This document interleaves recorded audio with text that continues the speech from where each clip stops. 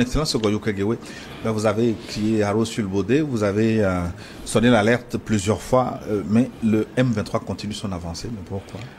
Vous savez, tous ceux qui aiment le Congo soutiennent le Congo et ils ont le cœur qui saigne chaque fois qu'on leur dit que le M23 avance, il prend Goma, il prend Bukavu.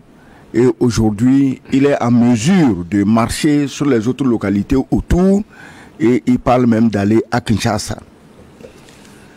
Je vous ai expliqué ici une fois que en fait la société congolaise est minée. L'armée congolaise est minée. C'est-à-dire que le Congo, en tant que pays souverain aujourd'hui, ne peut pas, au point de vue civil ou militaire, prendre des décisions qui restent secrètes pour être exécutées sur le terrain. Parce que dès qu'ils finissent de parler, l'ennemi, notamment le M23 et le Rwanda, ils sont au courant. Et je vous ai dit ici le phénomène, je vous ai décrit ici, le phénomène des fameuses hirondelles rwandaises. Donc, avant que la rébellion du FPR n'attaque le Congo pour le défaire, ils ont miné le terrain. Ils ont envoyé leurs plus belles filles qui sont des espionnes aguerries. Tous les dirigeants congolais avaient la fierté d'avoir une copine, une maîtresse rwandaise. Et tous les secrets sortaient à la minute près. Qu'est-ce que tu crois que ces maîtresses ont fait finalement? Certainement, elles ont eu des enfants. Et elles ont fait venir leurs petites sœurs qui aussi ont eu quelques dirigeants congolais. Parce qu'il y a l'argent, il y a tout, tout est gratuit. Maintenant que ces hirondelles ont fait des enfants, ces hirondelles se sont multipliées, mais toute l'armée congolaise est minée. Parce que quand les Kadougou, les fameux rebelles du, comment tu l'appelles, la rébellion qui a pris le Congo en 1997, quand ils sont arrivés, mais avec les Banyamulenge? Non, c'est pas des Banyamulenge, c'est les choses, bon, le nom viendra. Donc, quand ils sont arrivés, qu'est-ce qu'on a fait? Mais on a chassé les vrais soldats zaïrois.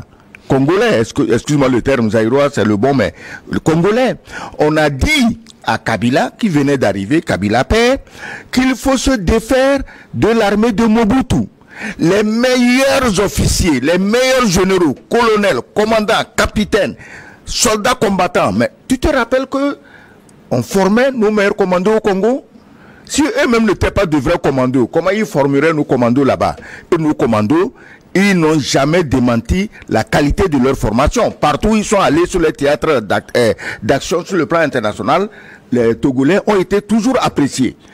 Comment tu veux que ce pays-là, ce Mobutu, donc on leur a dit, on a tué des officiers de Mobutu, on les a pourchassés dans la rue, on les a tués, les plus chanceux ont pu fuir, et il restait maintenant toutes les famelettes qu'on appelle l'armée congolaise, que les Rwandais ont assis, et un jour, ces famelettes qui ont fait rentrer le Rwanda. Famelettes, c'est pas la bonne expression quand même. Bon.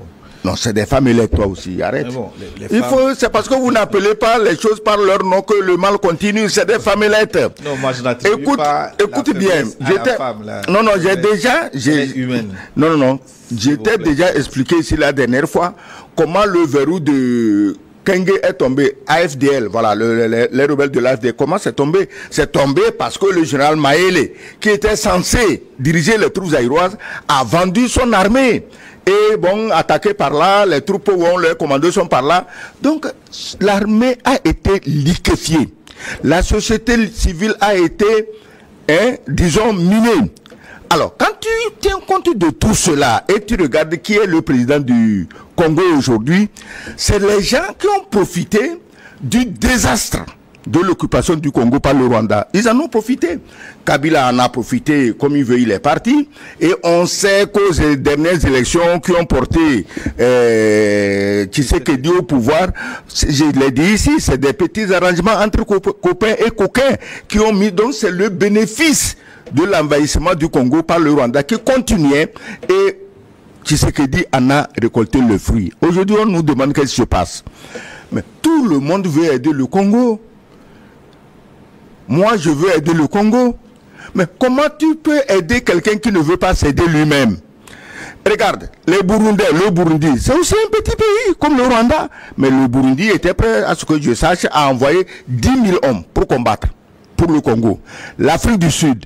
Mais comment tu veux aider un pays? Comment tu veux aider une armée qui, dès qu'elle entend une rafale, il n'a vu personne, hein? On dit que c'est les rebelles qui arrivent, ils jettent leurs armes et ils se mettent à fuir. Mais l'armée l'entraîne. Comment vous expliquez cette désertion massive? Laisse-moi parler. C'est-à-dire comment une armée, c'est vrai que dans l'armée on apprend à courir, mais pas à fuir, c'est différent. On apprend à courir pour avoir de l'endurance, mais on ne vous apprend pas à fuir devant l'ennemi. Donc les gens sont là, ils ne veulent pas se battre eux-mêmes. Comment voulez-vous que les Burundais, les Sud-Africains, on a sollicité même les Tchadiens, mais si ces troupes étrangères viennent, on risque de se retrouver dans une situation où c'est les troupes congolaises qui vont leur tirer dans le dos, parce qu'ils sont tous corrompus, ils ont pris de l'argent du Rwanda, ils ont pris de l'argent du M23, et on sait ce qui va arriver. Moi, je dis ceci. En temps de guerre, il faut des mesures spéciales. Parce que quand une armée fuit devant l'ennemi, tu es là, tu es colonel, tu es général, tu es commandant, tu es capitaine, tu portes avec une fierté méritée tes galons, parce que les galons on ne les donne pas cadeau. Tu portes avec fierté tes galons et le peuple te respecte, les civils comme les autres militaires, ils te respectent parce que tu as de très beaux galons. Et le gars qui a de très beaux galons là, général, colonel là, dès qu'un enfant de 17 ans entraîné au Rwanda tire un coup de Kalachnikov, le général, le colonel, le commandant, ça jette les armes et puis ça fuit dans la forêt. Mais mon ami, si tu as une armée comme ça, c'est pourquoi je parlais de famillette, ça veut dire que tu n'as pas d'armée. Maintenant, les gens veulent aider Tshisekedi, mais comment ils vont l'aider? Aujourd'hui, j'apprenais que oui, que Corneille Nangaa a frappé un grand coup parce que dans l'Est, il a recruté 2000 policiers congolais, hein, anciens militaires, et 800 anciens militaires. Mais c'est incroyable. Congo, 110 millions d'habitants.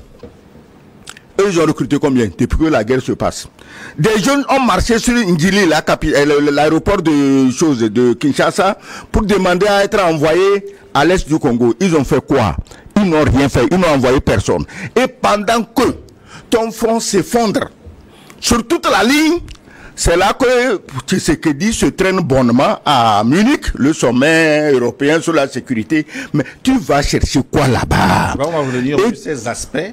C'est ce que tu dis, qu'ils ont fui pour allier. C'est la suite de ce que j'ai dit. C'est-à-dire qu'il y a aujourd'hui des soldats congolais qui en réalité sont des Rwandais. C'est les descendants de ces hirondelles, c'est les descendants des autres soldats qui sont venus au pays avec les AFDL. En 97. En 97. Moi, je dis ceci. Nous devions faire extrêmement attention en Afrique.